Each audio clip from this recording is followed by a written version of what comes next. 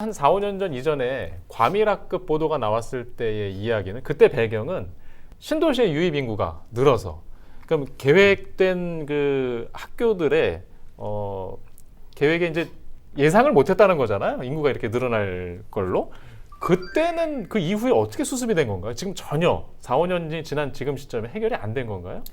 실제로 학교 신설이나 네. 이런 부분들이 일부는 이루어졌습니다. 그러니까 예. 그 당시에 이제 4, 5년 전에 뭐 그런 지적들이 있었고, 그리고 2018년도에 또 경기도의 그 행정감사에서 이런 지적들이 있었어요. 이게 이렇게 김포 같은 경우에 과밀학급이 이렇게 심각해질 수밖에 없는 이유는 김포교육지원청이 수요 예측을 잘못한 것이다. 이런 비판이 또 나왔었어요. 그 당시에 교육지원청도 어느 정도 인정은 했습니다. 그것에 대해서. 왜냐하면 다른 신도시에 비해서 학생 발생률 을 낮은 기준을 좀 적용을 해서 했던 것이 있었다, 일부. 그래서 새로 신설을 학교를 하면서는 이런 문제들을 좀 극복을 해 나가겠다라는 또 이야기를 했었고, 그 이후에 일부 학교들이 또 신설이 됐고, 또 이제 일부 지역에는 초, 중학교 통합학교라는 새로운 또 그런 학교도 또 뭐 생기기도 했습니다. 그런데 또 불구하고 아직까지도 이제 해결이 안 됐다라는 게 좀 큰 문제로 볼 수 있을 것 같고, 그 당시에 제가 2018년도에 그 행감 현장에 있었을 때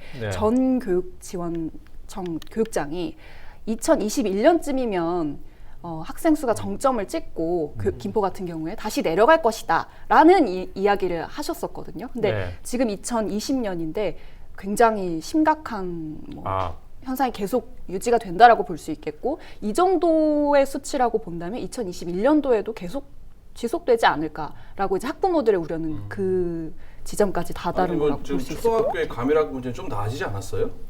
이게 새로운 또 문제가 생긴 게, 초등학교 문제를 또 약간 이렇게 잠재웠다라고 볼 수 있는 시점에서 또 이제 중학교로 아이들이 올라가잖아요. 초등학생에서 이제 중학생으로. 그럼 또 중학교 과밀학급이 또 다시 새로운 그러니까 이게 너무 숫자적으로 보서 그 문제인 거예요. 한마디로 이 신도시가 생겼을 때 어느 정부나 이 교육청에서는 이 젊은 인구가 이만큼 올 줄 몰랐던 거죠. 그러니까 세대 수는 있지만 젊은 층이, 지금 김포시가 상당히 젊은 층이 많거든요. 그 젊은 층이 와서 그 아이들까지 온다는 그 판단까지 좀 미스가 됐던 걸로 보고 있어요. 좀 이해가 안 되는 게, 신곡 6지구를 보면은요, 아까 말한 것처럼 과밀학 문제를 하기 위해서 보름초를 신설을 하지 않았습니까? 네.